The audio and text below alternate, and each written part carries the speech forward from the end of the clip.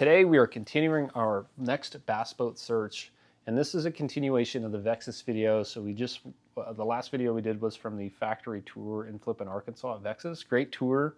We focused in a bit on the aluminum boats, but we also looked at the fiberglass boats as well. And I've done a bit of soul searching since then, and I want to bounce it off you. I've gotten a lot of comments of like, if you're going to pay that much for an aluminum boat, you can get a glass boat. And in my head, I really wanted another aluminum boat because you can beat them up. You can bang it into a tree and stuff. You're really not worried about it. They're pretty durable. There's a lot of trees here in North Texas, like Ray Roberts, Lake Fork, which I was just at last weekend. Just timber everywhere. Like you'll just get stuck on a tree in the middle of 30 feet of water. And that's just how it is here. And some of these, especially the East Texas or North Texas Lake, there's a lot of timber. And so that's definitely something that's been in the back of my mind. But as I've read through the comments and some of the videos, and I've done my own soul searching, a glass boat I think is back on the table. So let's start with the price point. This is going to be real high level. We're not going to get into the weeds on it. Real high level, red, yellow, greens kind of thing.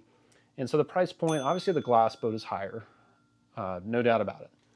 But when you're getting already up in the high $60,000 range, what's another $6,000, right? I mean, you're starting to, percentage-wise, it's 10% difference.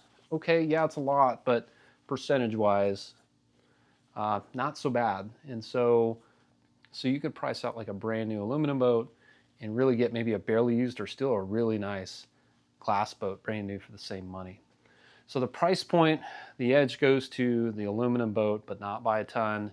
From initial purchase price is going to favor the aluminum boat. That's factor number one that we're looking at.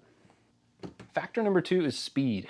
So as I was looking at the 2080 Vexus or some of the other aluminum boats, they have like a 200 horsepower limit, which is a mid 60s boat, which is fine. I can definitely work with that. But if I'm at the price point of where I'm not too far away from a glass boat with a 250, talking low 70s, right? You're looking at Bass Cat or Phoenix or something like that. You got a low mid 70s boat with the, just myself and some tackle in it. That's scooting along. I like to go fast. I'm a car guy. You might have seen the video on the Cuda. I'm working on an old 1979 Little Red Express right now. And so I do like to go fast, and that's definitely a factor. I got to give the edge to the glass boats. Maybe the pure top speed is pretty similar, but I would say on the glass boat, you probably run more conditions at the higher rate, higher speed, just due to the whole design differences. So I'm going to give the edge just overall being able to run faster and top speed to the glass boat. Now that's just saying you can't go fast in aluminum. I think there's some express boats that you can get a 250 with. I think Lee Livesay runs one. Obviously he's getting it done. And so just general, looking at some of that price point, I don't really like the express, but I got to give the edge to the fiberglass boat, being able to do it in more conditions and run a higher speed. The third criteria we're looking at is handling. Now this is completely subjective, right? I've not ridden every boat, not driven every boat. This is just kind of whole design engineering stuff. The aluminum boat, you just cannot form it like you can in a glass boat. You just can't. You've got some really basic hull designs when it comes to an aluminum big boat. You've got a pad, which is great. You've got some pretty basic contours on it. Maybe you've got some striations in the bottom of the hull, but it's going to be pretty basic. It's nothing like what you can do with a glass boat, where you can really get compound curvatures. You can put different beams, ridges wherever you want. You have infinite flexibility almost, as long as you can get it out of the mold, to build a fiberglass boat. So the handling wise, I would say, given just the design, the balance of the boat, the edge is going to be with the fiberglass boat. Again, argue with me in the comments section if you disagree. But now if you're looking at shallow water, that's a different thing. We'll talk about draft, but overall handling of the boat, I give the edge to the glass boat as well. Now let's go ahead and jump into the draft as criteria number 4. Draft, obviously the aluminum boat's going to displace less water, right? It's a lighter weight boat. It's going to draft much, much shallower than a typical 20-foot bass boat, deep V bass boat, right? I don't really care.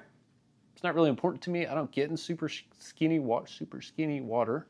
But, if I was running rivers or way back up in the creeks or something like that, sure. But in general, I'm fishing here, getting into inches of water isn't really my game. Maybe I've done it a couple times here and there where it's made a difference, but not really. And so I do give the edge to the aluminum boat. I think it's a yellow on the glass boat. That's no secret there. But I'd say the other thing with the draft is obviously you got the water line. The higher the boat is out of the water, yeah, you're drafting less, but your drag from just general wind is much higher, right? You've got more of a sail from the sides of the boats sticking up out of the water too. So that's not free. So when you consider draft, the other side of that seesaw is going to be boat out of the water and catching wind. That's one of the huge problem right now with my tracker is, yeah, it doesn't draft water, but gosh, if there's any wind, I'm getting tossed around like nothing. Not only is it lightweight, but it's catching a lot of air, and we get a ton of wind here in North Texas. Just today, middle of summer, 102 degrees today, and it's blowing like sustained 18, gusting to 28, 30. It's calmed down now, but that's what we get. I deal with a lot of wind here, so while the draft isn't a big deal, catching wind is a big deal, especially if you're a scoper trying to hold on the spot, whatever. Catching wind is a big deal. The next criteria we kind of already touched on is durability. Obviously the edge is going to be to an aluminum boat. Got a metal boat, you can bang it up. You're not really going to crack it unless you do something way crazy. Whereas a fiberglass boat, you bang into something, you're going to crack the gel coat, you're going to get into the glass. Much more major repair than it would be from just a dent in an aluminum boat. From an overall durability standpoint, definitely an edge to an aluminum boat versus a glass boat. You have to figure out, how important is that to you. If you're beaching a boat or if you're running rock or you're running a river, whatever, durability is no question going to edge out to the aluminum boat. Now, resale value is going to be the next thing we talk about, and this is something I've noticed as I've been shopping. I like to window shop for a while, Facebook Marketplace, Boat Trader, whatever, kind of see what things are going, how long they're sitting on the market. There's been a couple of really nice aluminum boats that just have not moved at the price point that I would expect them to, which makes me a little bit nervous that the market for a really nice aluminum boat isn't that big, which is saying like you may really like it, but not many other people like it, which means if you go try to get rid of it, there may be some compromise there in supply and demand a little bit. So just some rough numbers. So I'm going to say aluminum boat A, let's just say 2021 to 2023 model. They were about 55 to 70% retention of their initial value.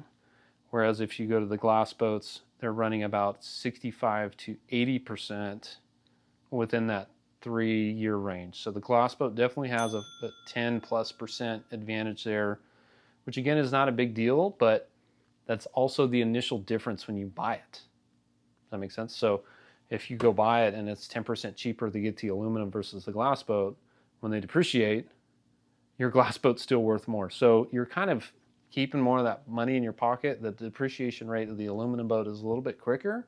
So depending on how long you're going to keep the boat, that initial price difference may catch up to you if you go to resell them, like for like spec. Obviously, it's going to depend on the market conditions, what's going on, strength of the yen, phase of the moon, whatever it is. Just something to consider. Holistically, the glass boats tend to resell a little bit better, wider market for it for a variety of different reasons, right? The next one's stability. I got to give the edge to the glass boat again. So this is just like standing on one side of the boat versus the other, right? You got both of you guys are fishing on one side of the boat, fish in the bank. That boat's going to list. The edge is going to go to the glass boat. You got more boat in the water. We talked about draft. The opposite of that is more boat in the water. You get more roll stability of the hull. And that's grown to be a big deal for me because I have a boat that's so bad at it. My 190 is so narrow and so top, not much out of the water, that if I'm scoping or I'm running that trolling motor a lot, my knees are blown out by the end of the day, and just from the boat rolling, and I'm trying to catch myself. And so that's really starting to grow on me as far as being an important factor, and the edge is definitely going to go to the glass boat. The big aluminum boats aren't bad. They're not bad, but the glass boats are going to be better in that regard as far as stability goes. The next topic is going to be rough water. I don't run Great Lakes. I'm not dealing with huge rollers. That's just not where I fish. Now, Texoma can get real sporty. Some of the lakes here can get sporty. As you probably saw for the Bassmaster Classic practice at Ray Roberts, it was like crazy wind.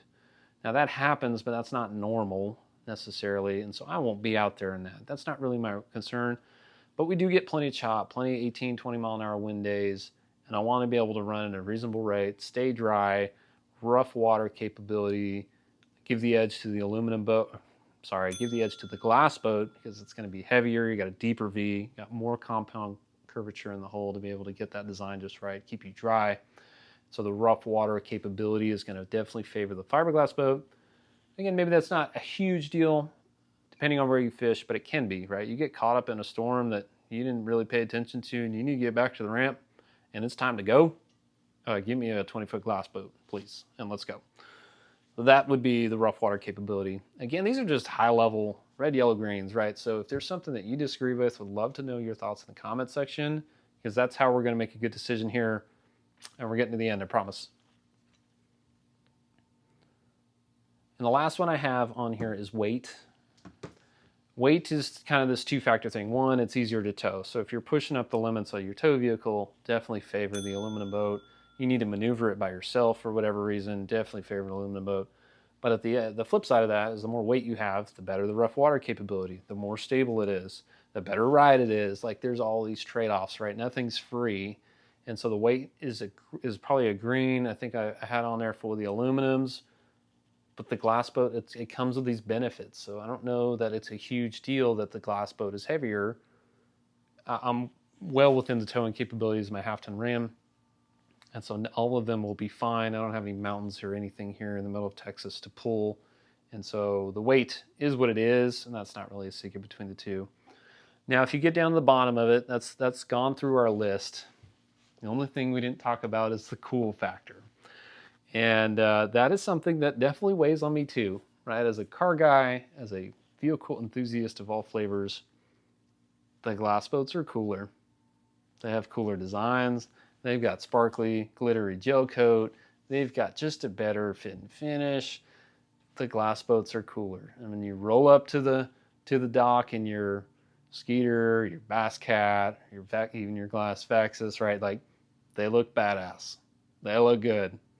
And I don't care how much you try to shine up an aluminum boat, they're just not going to hang from that. So I don't know what that's worth, but I would say the cool factor is something there. So let's turn off some of these. They're not all that important to me. So we're going to turn off draft, durability, and weight. Those I don't really care about. And so if you kind of look at it from there, all the green lights are there for the glass boat instead of except price. So that's where I'm heading. I think that's where I'm heading. Would love to know what you're thinking down in the comment section, but on my short list today is going to be Skeeter. It's kind of like number 3, number 3.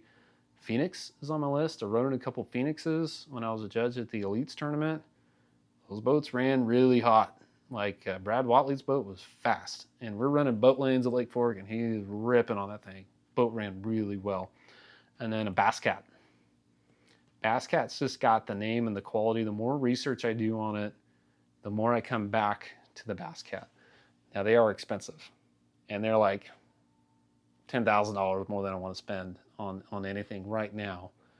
But again, understanding the quality difference, what you're getting out of the boat. I'd love to go for a ride in a couple different flavors. The new STSs look really, soft touch series look really good.